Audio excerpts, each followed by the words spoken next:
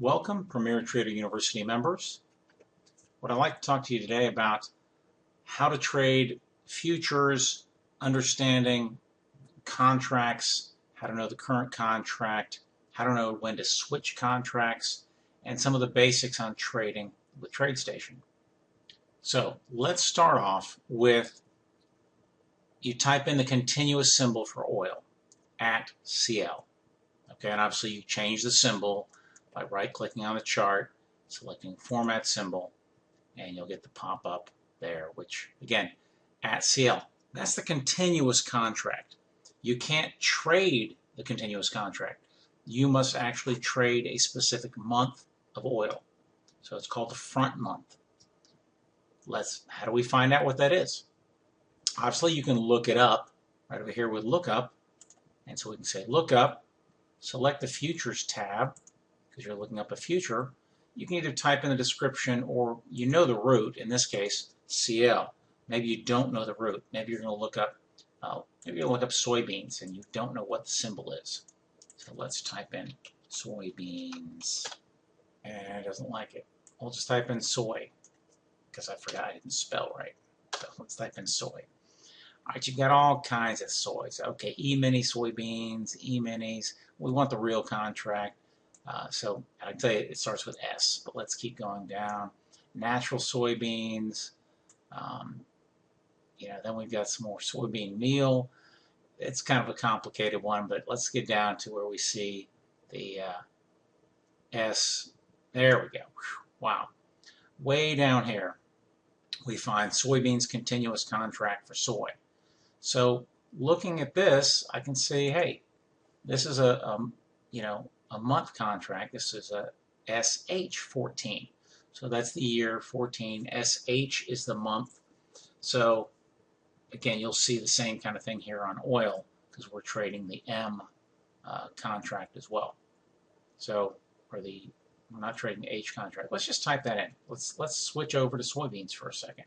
So say OK. So SH14, let's go ahead and open it up. Now, what I'm going to show you here is if you're not sure what the H stands for, what month that it's standing for, it tells you at the top of the TradeStation chart. You see in this blue message here? You're charting the continuous, or the contract, and it says continuous, but it is not continuous. It's the front month for March. But because we have the at in there, it's thinking continuous. Again, we could chart the at S. Let's do that. Format the symbol. I'm just going to put in at S. And again, what I want to show you, I was going to show it to you with oil, but we'll do it with soybeans. You get the same kind of information here. So here, we're charting continuous, soybeans continuous contract, March. So that tells me that the H contract is March, or I'm looking at the continuous for H, which also means the volume is probably higher on this contract. You can see volume at the top of the chart as well. You see a little V, 81,000. So we know the H contract has 81,000. Now, when you go to trade your matrix, you need to chart the front month contract. So SH14. Now we can place an order. Otherwise, it will reject. If I go long, I've got an order placed. Okay. If I had this on the continuous contract, it wouldn't let me change it. So again, the first thing you need to know is you have to have a selected month, say invalid future symbol. It won't let you trade a continuous contract. You must do the front month. So now I want to go back to oil because I'll show you where you can get that information. First of all, you can look it up on TradeStation and find the information that you're looking for. But maybe you're not sure which month. So let's go back to looking up oil, and we'll type in the symbol. We know it's CL, and we'll just see what the choices are.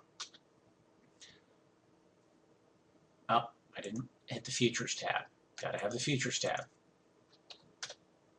All right, so I've got a CLJ14, that's April, I've got a CLJ15. We know that's not it. We're not going to be trading August 2014.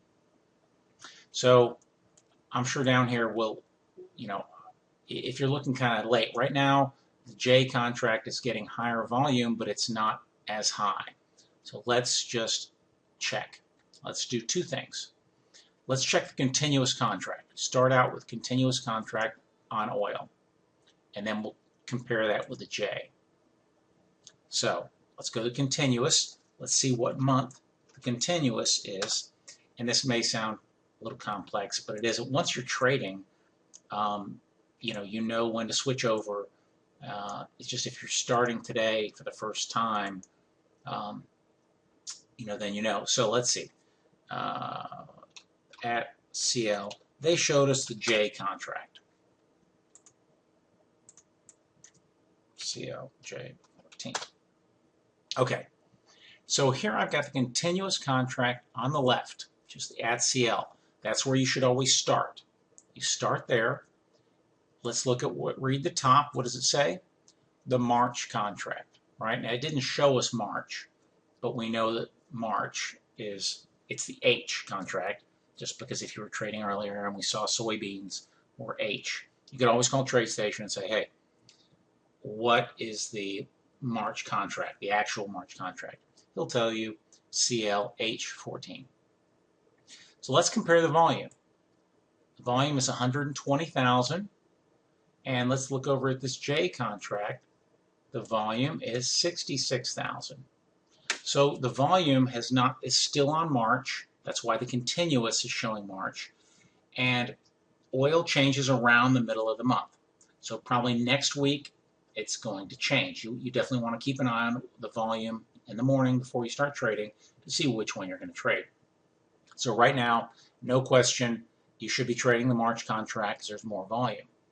But what I want to show you is that continuous tells you a lot of information. It tells you what contract has the higher volume typically, and then again it shows you the volume. Where can you find some of this information on contract expiration date? That's all at the CME site. Let me get you that. Okay, so the CME group is in Chicago. That's where they handle all the futures contracts. So I've got this page saved, but again, if you just go to CME group, that's their main site. It's www.cmegroup.com. Click on products and training, and now pick a product. You can see, look, energy, agricultural. Let's pick energy. Now, which energy do you want? Top energy, natural gas, crude oil. Okay, I like crude oil. Let's select crude. Here it's telling you the symbol. So again, CL, then this is for TradeStation. So let's go ahead and select it. And now we've got up here in this tab right here, quotes. Let's take a look at the quotes. What this is going to show you here is it's telling you the month, March, then the next month will be April, May, and so on. It's telling you some prices. They're a little delayed, but it also shows you the volume. So maybe you have Ninja Trader and it's harder to find volume. This is telling you the volume. Look up here at the very top now. Again, we're back up here, contract specifications, product calendar, right there. This tells you for the March contract, tells you the symbol CLH14. And again, we know April is CLJ14. Because sometimes they skip. So it's alphabetical, H, they skipped I, but then they went to J, then they went to K, M, and then we skipped several. O, P, we skipped O and P, right? So again, they aren't right in month. And the way I do it really is I just type in CLJ14. If it says invalid symbol, I go to the next letter, CLK14, and then it would tell me. But right here, first trade and last trade. The first trade was in November. You could start trading this in November of 2008, which is kind of insane, but you could. There'd be almost no volume at that time. But look at the last date, the 20th. So remember, oil, I know, always changes around the 15th of the month. So therefore, that's about when I need to start looking at volume and seeing when it switches. So right now I have an exact date. So you can see here down later in the month, it's the 22nd. So it's a little later, but usually it's around the middle of the month. Here's one where it's the 19th. So again, when you get to be the 15th, could be the weekend like it is this weekend. So no, Monday morning, let me check the volume before I start trading. So this has all of the information you need. So again, right there, product calendar, it's on the CME group. Let's go back to the charts. Okay, so we've covered, we're not going to be trading this J contract. We're going to trade the CL. So I'm going to go ahead and minimize this one, and we're going to get the matrix up here. Can I get some questions on this? Let's change this to the current month on oil. We want the March contract, which we just read on the CME site, CLH14. This price should now match up with this chart. You don't have to put the chart here. I can chart the at CL, or I can change it to CLH14. It doesn't matter. So trend jumper has a signal right here, 47. So we just come over here to our matrix. You're going to want to always have an attach OSO. You select your quantity right up here. If you want one contract or two contracts, let's say two, you're going to need to edit this. This is geared up for one contract. Exit bracket, one limit, and one stop. Select this little tab here, because if you're doing two contracts, you want to select two, and it's geared for three as well.